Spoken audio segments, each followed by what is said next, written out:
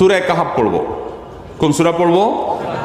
সূরা কাহাফ। যারা কোরআন পড়তে পারেন না তারা শুনবেন, আর যারা পড়তে পারেন তারা নিজে পড়বেন।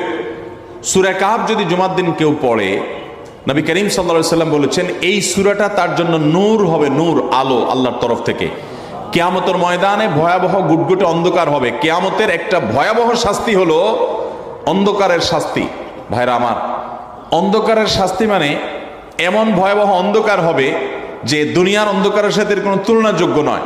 সেই ভয়াবহ অন্ধকারে কিছু আমল আছে যে আমলগুলো মানুষের ওই অন্ধকারের মধ্যে আলোর কাজ দিবে। এর মধ্যে একটা হলো অজুর অঙ্গগুলো যদি কেউ ভালো করে অজু করে, সুন্দর করে ডুলডুলে যেন শুকনা না থাকে, উত্তম রূপে যদি অজু করে, কেউ পানি অপচয় না করে, পানি অল্প নয় কিন্তু ডলে বেশি, সুন্দর করে যদি কেউ অজু করে, এই অজুর অঙ্গগুলো কিয়ামতের ময়দানে উজ্জ্বল হয়ে জলজল করে জ্বলতে থাকে এবং তার জন্য আলোর কাজ দেয়।